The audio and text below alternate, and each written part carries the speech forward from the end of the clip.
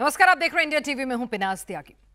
पाकिस्तान में वंदे मातरम की गूंज बहुत जल्द सुनाई देने वाली है और इसकी शुरुआत पाकिस्तान के सिंध प्रांत से हो रही है। पाकिस्तान के कराची में सिंध संस्कृति दिवस की रैली में जबरदस्त बवाल हुआ है।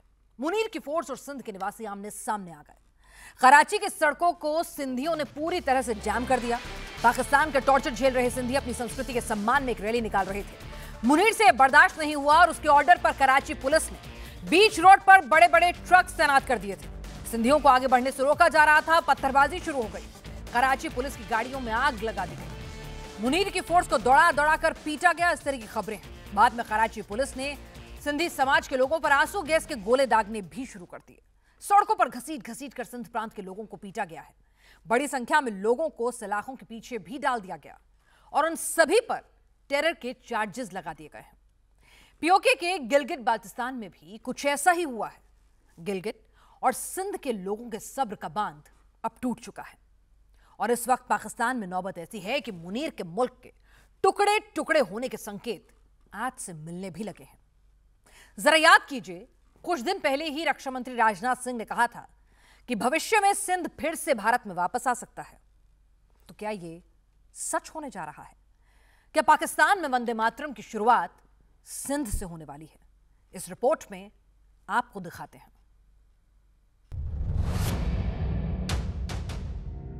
लाहौर में वंदे मातरम होगा, इस्लामाबाद में वंदे मातरम होगा, बहुत जल्द होगा। फैसलाबाद में, कराची में, पेशावर में, रावलपिंडी में, पाकिस्तान के कोने कोने में वंदे मातरम होगा। किसी भी वक्त शुरू होगा।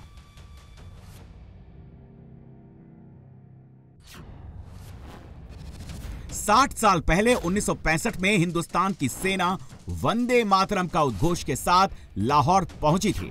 लाहौर में घुसकर तिरंगा फहराया था और अब 60 साल बाद एक बार फिर से वो घड़ी आ गई है जब पाकिस्तान की एक एक इंच पर वंदे मातरम की गूंज सुनाई देने वाली है।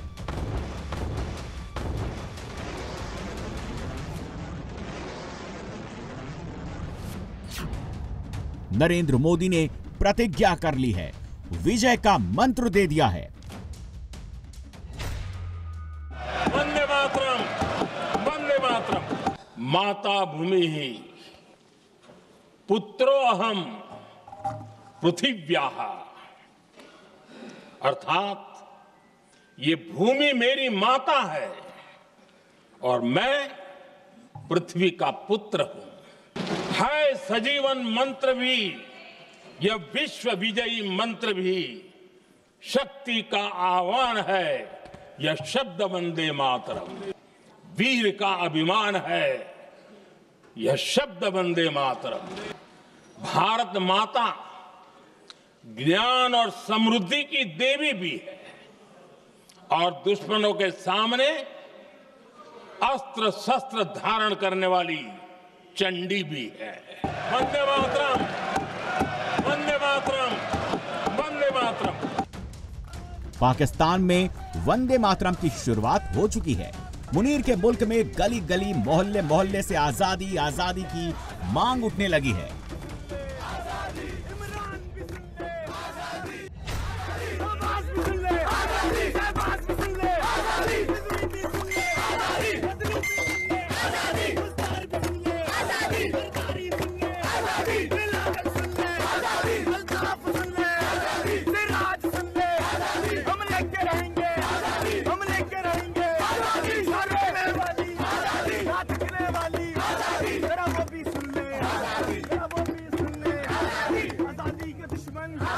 जरा तू भी सुन ले आजादी का दुश्मन, जरा तू भी सुन ले तनकीद का दुश्मन, जरा तू भी सुन ले हम लेके रहेंगे प्यारी प्यारी है जान से प्यारी, है जान से प्यारी। तेज हो तेज हो सिंध बलोचिस्तान में, तेज हो तेज हो।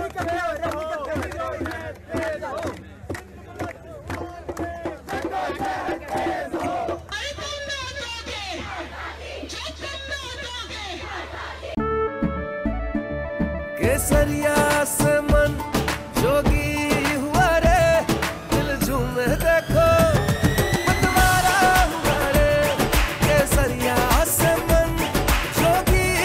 हर पल मनाओ केसरी त्योहार।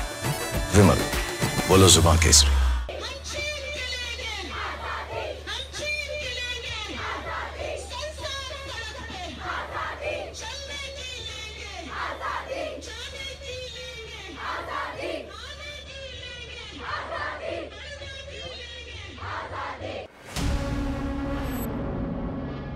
पाकिस्तान में मुनीर की बर्बादी का सिग्नल मिलने लगा है। कराची ने बगावती तेवर दिखा दिए हैं। सड़कों पर तांडव शुरू हो चुका है।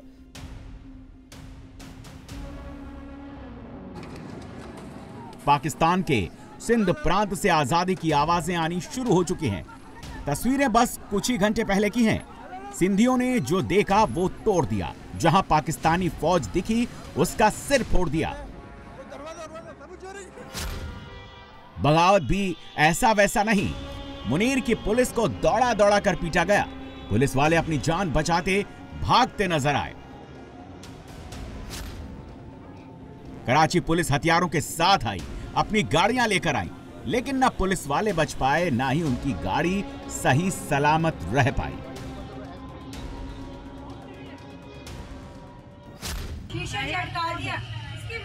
ये देखो, ये देखो, इसकी वीडियो बना, ये देखो, ये देखो, ये सब निकल ले, टी-शर्ट मुझ पे आ जाएगा। अरे अल्लाह, तुम लोग क्यों डर रहे हो यार? नहीं डर रहे, बैठे रहो, कोई मसला नहीं। वो तो मूवी बना रहे हैं। वो बैठे रहो, आप बैठे रहो यार, डरो नहीं, डरो। सर देख क्या मसला? आ जाओ भाई, ये शीशा ढूंढो।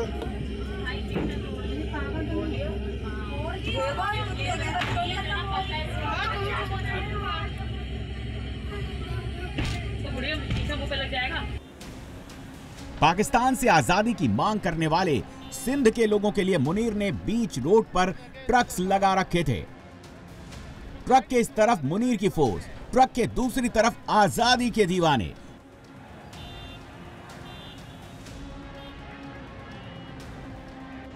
मुनीर को लगा वो इस आवाज को दबा देगा, लेकिन हुआ ठीक उल्टा। कराची पुलिस अपनी जान बचाकर भागी और सिंध के प्रदर्शनकारियों ने इसके बाद मुनीर की फोर्स की गाड़ियों की क्या दुर्दशा की, ये आपकी स्क्रीन पर है। अस्सलाम वालेकुम नाज़रीन, ये कराची का सबसे बड़ी शारा फैसल इसे कहा जाता है और ये कल्चर डे मनाया जा रहा है। ये देखें, ये सड़क पूरी बंद है और शदीद हुल्लड़बाजी है, ये आप देख सकते हैं। ये इन्होंने बिल्कुल बदमाशी का मुजाहरा करते हुए रोका हुआ है सब कुछ। ये देखें, वो देखें, लड़ाई अभी भी जारी है। मैं आपको दिखाता हूँ, ये देखें, ये आज कराची वालों को इतवार का तोहफा दिया गया है। यहाँ कोई पुलिस वाला, कोई और किसी किस्म का, सब बेबस नज़र आ रहे हैं और ये पीछे तक है। आप देख सकते हैं इस वक्त लोगों की हालत क्या है, क्योंकि आप देखें ना, पुलिस नाम की चीज़ ही नहीं है यहाँ पे। ये कौन लोग हैं, इनका एजेंडा क्या है? एम्बुलेंसेस फंसी हुई हैं, नहीं जाने दे रहे भाई। वो कह रहे हैं जो मर्जी, वो मरता है मर जाए, सानू की वो वाला हिसाब है। तो क्या कहा जाए यार, ये इस मुल्क किस तरफ जा रहा है कोई पूछने वाला नहीं है। ये देखें ना, लोग जो बेचारे बाइक्स वाले फंसे हुए हैं, ये देखें, फुटपाथ पे चढ़ा के फैमिली साथ हैं यार। लेकिन यार ये क्या है यार, बाकायदा थप्पड़ मारे गए हैं, लोगों के शीशे मेरे सामने तोड़े गए हैं, गाड़ियों के ईंट मार दी, हाई रूफ के विंड स्क्रीन तोड़ दी। वो बेचारा रो रहा था बेबस होके। क्या है यार, तो भाई ऐसे ही चल रहा है ये मुल्क हमारा। कि यहाँ पर जनाब, यहाँ पर ये सिंध के कारकुनान मुश्तहिल हो चुके हैं और यहाँ पे उनको रोका गया है। उन्होंने शायद एक पुलिस वाले को पकड़ा है और उसको ज़द-ओ-ख़ौफ कर रहे हैं। ये बहुत लंबी लंबी कतारें लग चुकी हैं सामने वाले रोड पे जो एयरपोर्ट से नर्सरी की तरफ और सदर की तरफ आ रहा है। ये एयरपोर्ट जाने वाला रोड है, बिल्कुल आपको खाली नज़र आ रहा है, लेकिन दूसरी तरफ आप देखें दूर दूर तक जो है वो गाड़ियों की कतारें हैं। मुनीर जानता है कि पाकिस्तान के भीतर उठ रही ऐसी हर आवाज उसकी मुसीबत बढ़ाएगी। कई कई किलोमीटर दूर तक सिंधियों की गाड़ियों का ये काफिला पाकिस्तान में मुनीर का तख्त हिलाएगी। और इसी डर से मुनीर ने उनकी आवाज तो दबाने का ऑर्डर दे दिया। शांतिपूर्वक अपने हकों की आवाज उठाने वाले सिंधियों पर टॉर्चर शुरू कर दिया। मुनीर के ऑर्डर पर कराची पुलिस ने सिंध के लोगों पर अंधाधुंध फायरिंग शुरू कर दी, टीयर गैस की शेलिंग शुरू कर दी। तस्वीरें देखिए, आजादी की आवाज दबाने के लिए मुनीर ने कैसे घसीट घसीट कर सिंधियों को मार मार कर अधमरा कर डाला। ओए बाबा फतराओ, दुकानें तोड़ दी, तोड़ दिया। फतराओ शुरू हो गया है नाज़रीन, फतराओ शुरू, देख रहे हैं आप वीडियो, फतराओ हो रहा है।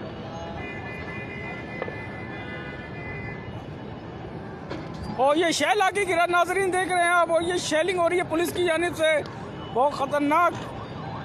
और एक और शेल आके गिरा, पुलिस ने हमला किया और भागे।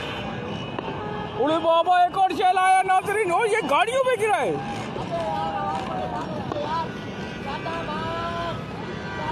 ओए होए, बहुत खतरनाक शेलिंग शुरू हो गई है शारा फैसल पे।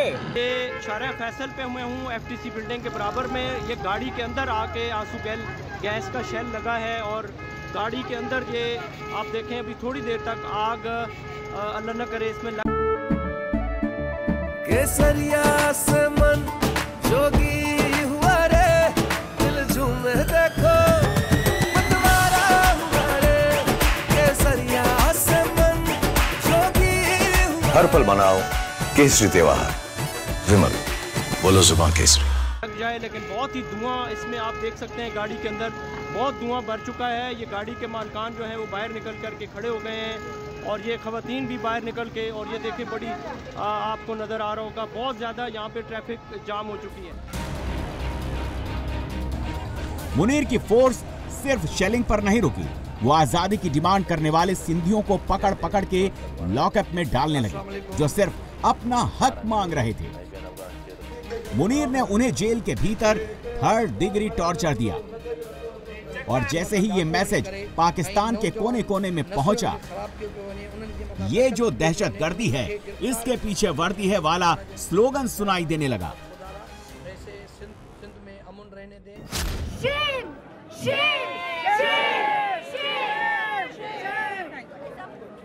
ये जो दहशतगर्दी है, इसके पीछे वर्दी है। ये जो दहशतगर्दी है, इसके पीछे वर्दी है। ये जो दहशतगर्दी है, इसके पीछे वर्दी है। ये जो गुंडागर्दी है, इसके पीछे वर्दी है। ये जो गुंडागर्दी है, इसके पीछे वर्दी है। सिंध में फैली ये आग अब बहुत तेजी से पाकिस्तान के कोने कोने में फैल रही है। पाकिस्तान इस समय बगावत की आग में झुलस रहा है और मुनीर के मुल्क पर एक बार फिर कई टुकड़ों में बंटने का खतरा मंडरा रहा है। सिंध देश से लेकर बलोचिस्तान तक आजादी की मांग तेज हो रही है। लोग पाकिस्तान के चंगुल से किसी तरह छुटकारा पाना चाहते हैं।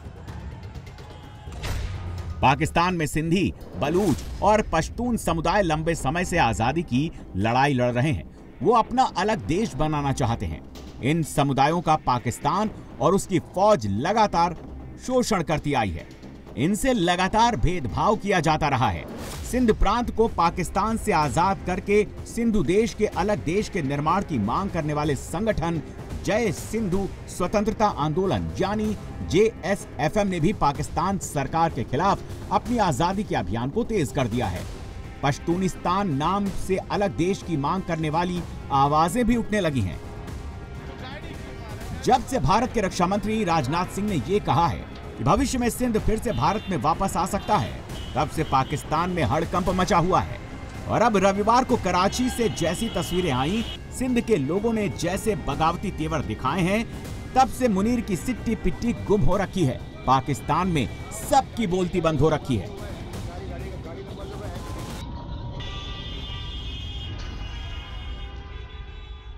धमकी लगाई है पाकिस्तान को और पाकिस्तान पर जो टेरिटोरियल लॉस इन्फ्लिक्ट करना है, यानी कि पाकिस्तान के इलाकों पर कब्जा। ये कहता है कि हम रिवर्स के अंदर भी जंग लड़ेंगे, हर तरफ हमने जंग लड़नी है। और ये बात हम पहले भी आपको बता चुके हैं कि भारत का मंसूबा भी इस मरतबा यही है, चाहे सर क्रीक या पंजाब के जो दरिया हैं वहाँ से भारत कोई एडवेंचर करे, लेकिन इनका अल्टीमेट मंसूबा, इनका अल्टीमेट ऑब्जेक्टिव है कि पाकिस्तान पर छोटा ही सही कोई टेरिटोरियल लॉस जो है वो इन्फ्लिक्ट किया जाए। राजनाथ सिंह की स्टेटमेंट को एनालाइज करें तो हमें और चीज़ें जो हैं वो भी समझ आती हैं। राजनाथ सिंह कह रहा है कि today the land of Sindh may not be part of India, यानी आज जो सिंध है, सिंध की धरती है, वो भारत का हिस्सा ना हो, but civilisationally Sindh will always be a part of India. लेकिन अगर हम जो एंशिएंट सिविलाइजेशन को देखें तो सिंध हमेशा से, और सिंधु जो है दरिया, वो हमेशा से इंडियन सिविलाइजेशन का हिस्सा रहा है, ये इसने स्टेटमेंट दी है।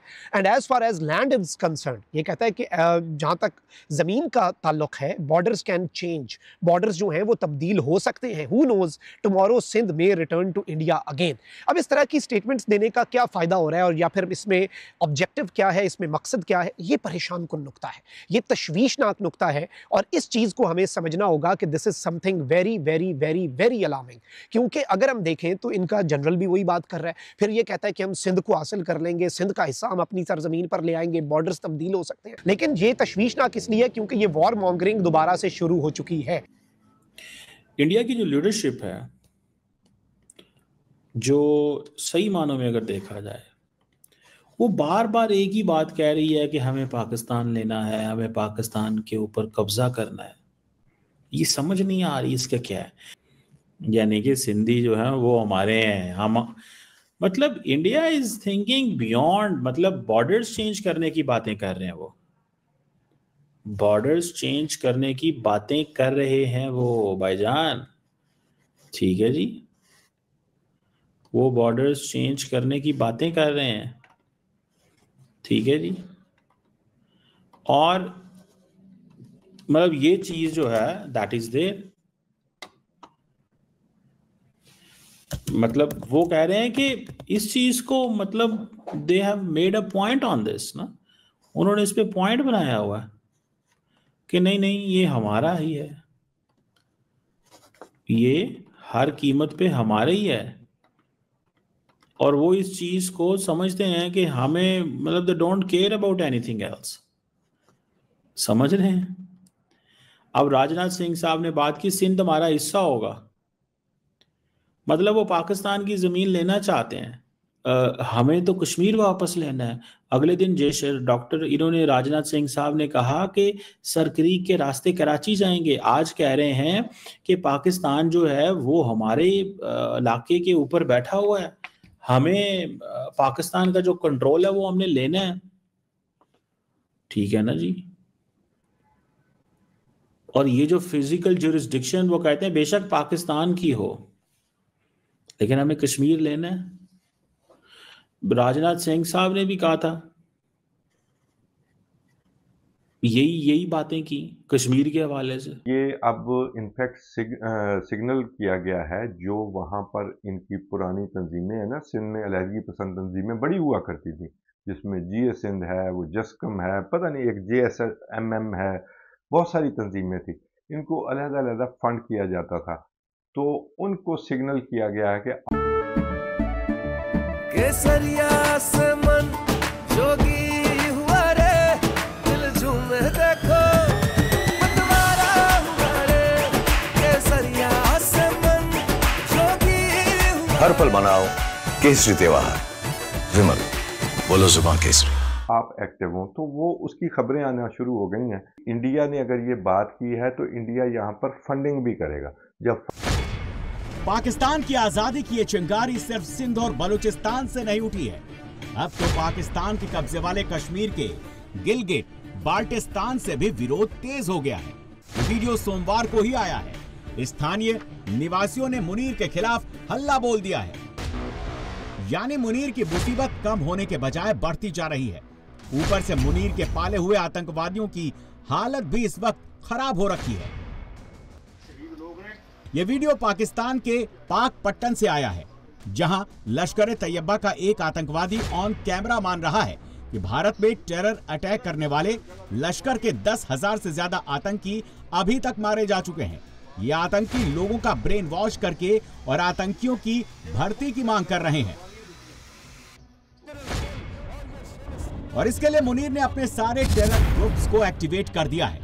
कुछ दिन पहले ही लश्कर के एक और आतंकी का वीडियो सामने आया है, जिसमें यह मोदी को गीदड़ भभकी देता हुआ सुनाई दिया है, टेरर अटैक की बात करता हुआ दिखाई दिया है, दिल्ली, कोलकाता, आगरा तक पहुंचने की बात करता सुनाई दिया है।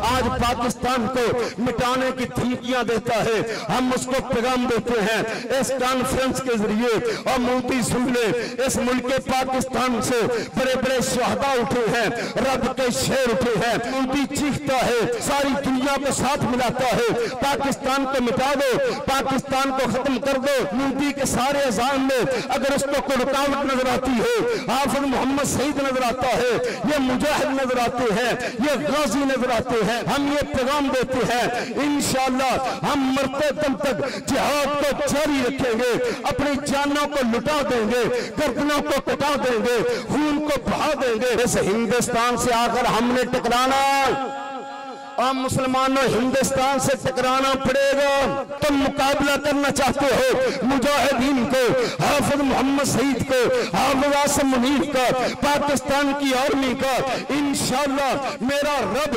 अनकरीब ये वक्त लाएगा। मोदी हम तुझ तक आएंगे, तेरी दहली को फैलाएंगे, मोदी तेरे सर को, हम तेरे को निचोड़ेंगे, हम तुझे बना के छोड़ेंगे, तेरी दिल्ली को ढाएंगे, तेरे आगरा पे आएंगे, तेरे कलकत्ता को मिटाएंगे और तेरे सारे हिंदुस्तान पे कब्जा करके हम रब का कुरान और अपने पैगंबर हजरत मोहम्मद की अजमत के परचम लहरा के छोड़ेंगे इंशाअल्लाह। और इसके लिए मुनीर के पालतू आतंकवादी अपने नए नए अड्डों पर पहुंचना शुरू हो गए हैं।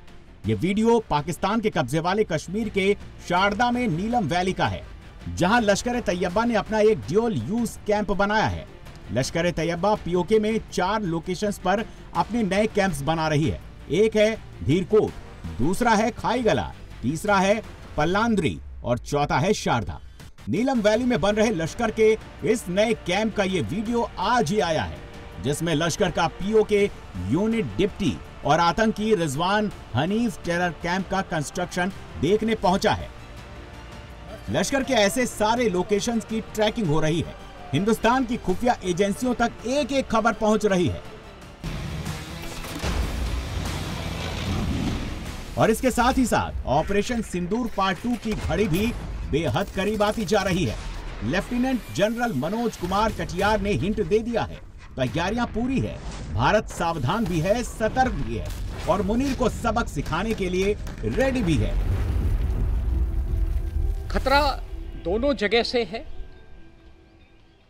वर्तमान में जैसा कि आपने देखा कि पाकिस्तान ने पहलगाम में कुछ दुस्साहस किया था, आतंकवाद की कार्रवाई की थी, जिसका हमने ऑपरेशन सिंदूर में बहुत मुंह तोड़ जवाब दिया, पाकिस्तान को बहुत बड़ी शिकस्त दी। पर चीन की सीमा पर भी हमें सावधानी बरतने की जरूरत है, तो दोनों सीमाओं पर हमको सावधान रहने की आवश्यकता है। आज प्रधानमंत्री मोदी ने वंदे मातरम पर चर्चा के वक्त यूं ही नहीं कहा कि वंदे मातरम दुश्मनों के सामने अस्त्र शस्त्र धारण करने वाली चंडी भी है और शक्ति का आह्वान भी। इसमें एक हिडन मैसेज छुपा हुआ है।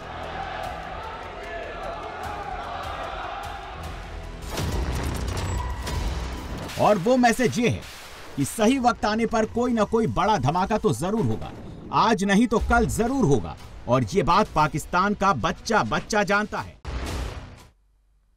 पहली वॉर रूस यूक्रेन के बीच बहुत विध्वंसक हो गई है। दूसरी वॉर साउथ ईस्ट एशिया में थाईलैंड और कंबोडिया के बीच शुरू हो चुकी है। तीसरी वॉर अमेरिका और वेनेजुएला के बीच कभी भी भड़क सकती है। चौथी वॉर जापान और चीन के बीच शुरू होने का खतरा बहुत बढ़ गया है।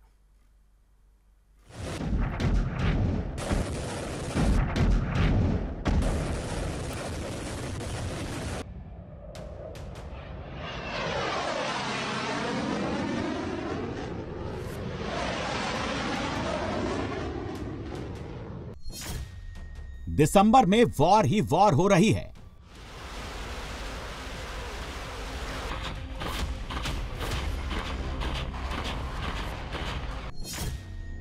दुनिया में बारूद ही बारूद बरस रहा है।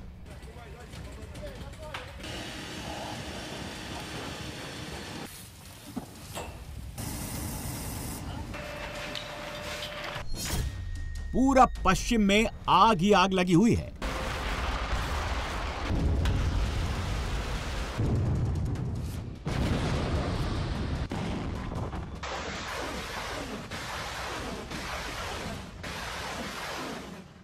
दुनिया में 4 वॉर फ्रंट खुल गए हैं। अब आगे वॉर ही वॉर होगी।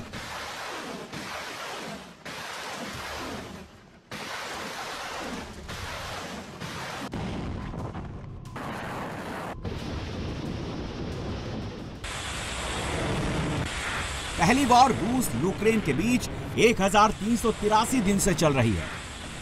शांति की बातें जितनी हो रही हैं, बमबाजी उतनी ज्यादा हो रही है। ट्रंप पीस प्लान पर जितना एक्सीलेटर दबा रहे हैं, पुतिन उतनी ही ज्यादा मिसाइलें चला रहे हैं। दूसरी वॉर भारत के बिल्कुल करीब थाईलैंड और कंबोडिया के बीच शुरू हो गई है। दोनों ने एक दूसरे पर ताबड़तोड़ हमले किए।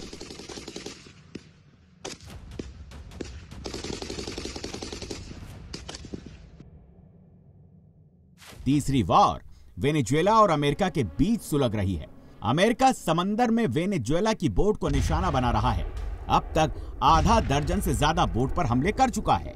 ट्रंप का युद्धपोत मादुरो के गले का फंदा कसने के लिए पहुंच चुका है।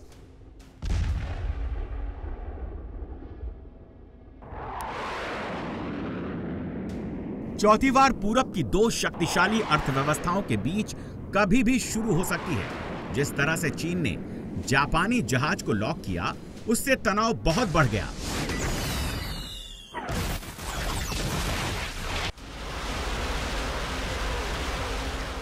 2025 खत्म होने तक दुनिया में कोई वॉर खत्म होने की गुंजाइश नहीं दिख रही। अलबत्ता 4 वॉर झेलने के लिए तैयार रहना है।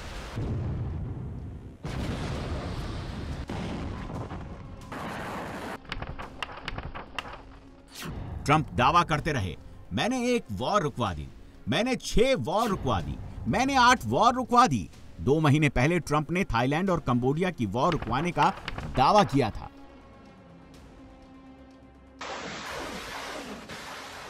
ट्रंप का दावा 2 महीने भी नहीं टिक सका। फिर थाईलैंड और कंबोडिया आमने सामने आ गए।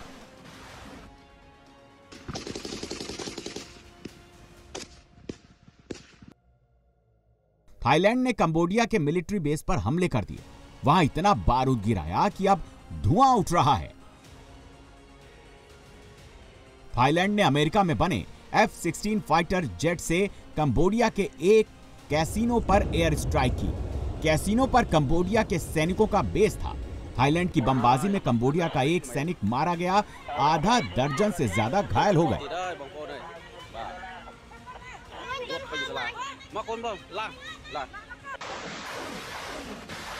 कंबोडिया ने भी मोर्चा संभाला, तगड़ा पलटवार किया, सैकड़ों रॉकेट थाई सेना पर दागे।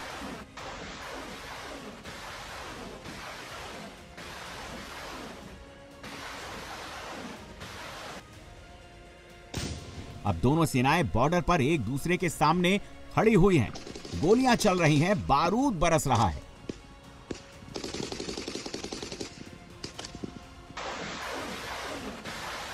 थाईलैंड और कंबोडिया के बीच युद्ध फिर क्यों भड़का, इसकी इनसाइड स्टोरी दिखाएंगे।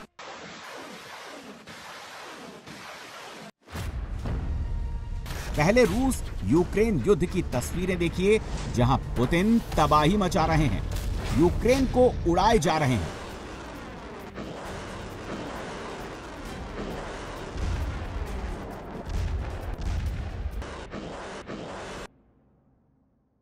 यह यूक्रेन का सुमी सिटी है, जहां पुतिन ने इस्कंदर मिसाइल से हमला किया।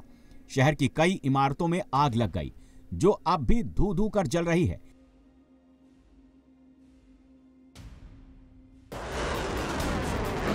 यूक्रेन के मिलिट्री अड्डे हों या हथियार डिपो, पुतिन सबको मिट्टी में मिलाने लगे हैं। पुतिन के आक्रोश का कहर रिहायशी इमारतों पर भी पड़ रहा है। ये इमारत 9 मंजिला है, जो आग से घिरी हुई है। मिसाइल के प्रहार के बाद रूस यहां लगातार ड्रोन हमले कर रहा है। जेलेंस्की की रेस्क्यू टीम ने डर के मारे राहत और बचाव का काम भी रोक दिया है। पुतिन ने 24 घंटे पहले 51 मिसाइल और 650 ड्रोन मारकर यूक्रेन के इंफ्रास्ट्रक्चर को पूरी तरह तबाह करने का अभियान बहुत तेज कर दिया है। पुतिन ने पहले हथियार डिपो उड़ाए, फिर हथियार लाने वाला रेलवे स्टेशन फूंक दिया, यूक्रेन के गैस स्टेशन उड़ा दिए,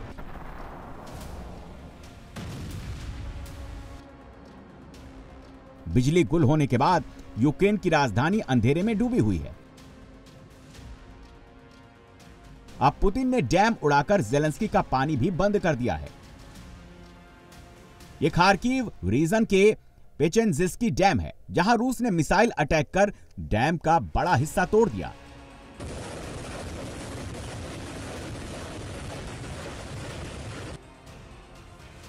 पुतिन के लिए अब लड़ाई डोनबास की नहीं है, उन्हें पूरा यूक्रेन चाहिए। अब पुतिन कीव पर कब्जा करेंगे, पूरे यूक्रेन को रूस बनाएंगे। वो कैसे, इन तस्वीरों में देखकर आप खुद अंदाजा लगा लीजिए। नदी पर बने एक ऊंचे पुल के खंभों पर यूक्रेन ने विस्फोटक बांध दिया था। यूक्रेनी सेना फ्रंट पर जाने के लिए इसी पुल का इस्तेमाल कर रही है। रूस के FPV ड्रोन ऑपरेटर ने खंबे पर बंधे विस्फोटकों को खोज निकाला और फिर धमाके से उड़ा दिया। अब यूक्रेन के सैनिक बीच में इनसर्कल हो गए हैं। अब पुतिन का वॉर प्लान समझिए। जैसे प्रोक्रोवस्क और मिर्नोग्राद में यूक्रेनी सेना को इनसर्कल किया था, अब खार्कोव में भी उसी तरह से यूक्रेनी सैनिक रूसी सर्कल में फंस गए हैं। पुल के दोनों तरफ रूसी सेना है और बीच में यूक्रेनी सैनिक फंस गए हैं। अब ये जेलेंस्की का ऑर्डर मानेंगे तो मारे जाएंगे, अगर नहीं मानते हैं तो फिर सरेंडर करके ही अपनी जान बचा पाएंगे। अब ट्रंप भी जेलेंस्की को बचाने नहीं आएंगे। लंदन घूम रहे जेलेंस्की के तेवर से नाराज ट्रंप अब कोई फेवर नहीं करना चाहते। जेलेंस्की के खिलाफ ट्रंप के गुस्से का अंदाजा आप इस बात से लगा सकते हैं। वो आरोप लगा रहे हैं जेलेंस्की ने पीस प्लान पढ़ा तक नहीं, सिर्फ उन्हें बेवकूफ बनाने के लिए शांति वार्ता कर रहे हैं। We've been speaking to President Putin and we've been speaking to Ukrainian leaders, including Zelensky, President Zelensky. And I have to say that I'm a little bit disappointed that President Zelensky hasn't yet read the proposal. That was as of a few hours ago. Russia is, I believe, fine with it, but I'm not sure that Zelensky is fine with it. Zelensky की इस धोखेबाजी से Putin बहुत fire है। अब इसका खामियाजा Ukraine को भुगतना पड़ रहा है। डोनबास का जो 10% हिस्सा जेलेंस्की के पास था, अब पुतिन वहां कयामत ढाने का आदेश दे चुके हैं। 24 घंटे में यहां 2 और सेटलमेंट पर रूस का कब्जा हो चुका है। रूसी सेना का तांडव देखकर यूक्रेन की आर्मी जान बचाकर भाग रही है। यूक्रेनी सेना को दौड़ा दौड़ाकर मारा जा रहा है। इस गाड़ी में यूक्रेनी सैनिक अपने अड्डे की तरफ जा रहे हैं। जैसे रूसी FPV ड्रोन ऑपरेटर को ये दिखते हैं, वो इनके पीछे पड़ जाते हैं। जब तक उनकी गाड़ी को तबाह नहीं कर देता, छोड़ता नहीं।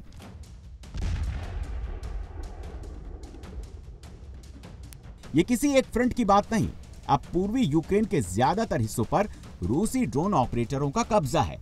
नेप्रो नदी में जेलेंस्की के 4 सैनिक फ्रंट पर जाने के लिए नदी पार करने के लिए बोट में बैठते हैं। बोट जैसे ही नदी के बीच में आती है, रूसी ड्रोन एक ही धमाके में उसे तबाह कर देता है। पुतिन अब दुश्मन को कोई मौका देने के मूड में नहीं है। प्रिय कॉमरेड, दुनिया बहुत तेजी से बदल रही है। हमारी रणनीति अपनी आर्म्ड फोर्सेस को शक्तिशाली बनाने और डेवलप करने की नहीं बदलेगी। हम अपने युद्ध लड़ने की ताकत को और बढ़ाएंगे। रूस अपनी आर्मी और नेवी को और मजबूत करेगा, जो देश की सुरक्षा की गारंटी है। इस वक्त हमारी सबसे बड़ी प्राथमिकता अपने सैनिकों की जरूरतों को पूरा करना है, जो स्पेशल मिलिट्री ऑपरेशंस में लगे हुए हैं। जेलेंस्की क्यों ट्रंप की नहीं सुन रहे हैं? उनके पीछे यूरोपीय यूनियन खड़ा है। जेलेंस्की के पीछे रूस के 26 दुश्मन मुल्क खड़े हैं। ये नाटो का F-16 फाइटर जेट है जो अमेरिका में बने ग्लाइडेड बमों से लैस है। इसे रूसी एयर डिफेंस सिस्टम को भेदने के लिए नाटो ने यूक्रेन को सौंपा है।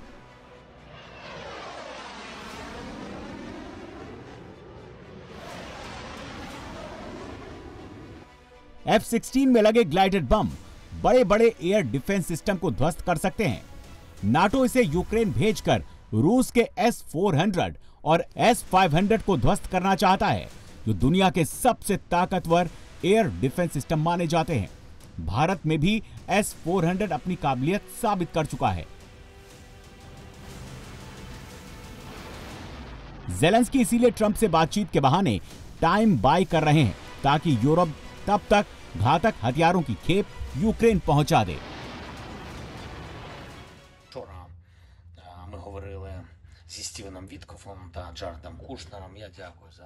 कल हमने अमेरिका के विशेष दूत स्टीवन विटकॉफ और राष्ट्रपति ट्रंप के दामाद जेरेड कुशनर से बात की। 24/7 साथ मिलकर काम करने की आपकी तत्परता के लिए धन्यवाद। अमेरिकी दूत यूक्रेन की कोर पोजीशन को जानते हैं और बातचीत रचनात्मक रही। हालांकि ये आसान नहीं था। हम अपना काम जारी रखेंगे।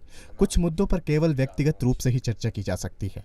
उमरोव और हांतोफ मुझे जानकारी देंगे और मैं यूरोपीय नेताओं से बात करूंगा। हमारी लंदन और ब्रुसेल्स में बैठकें हो रही हैं।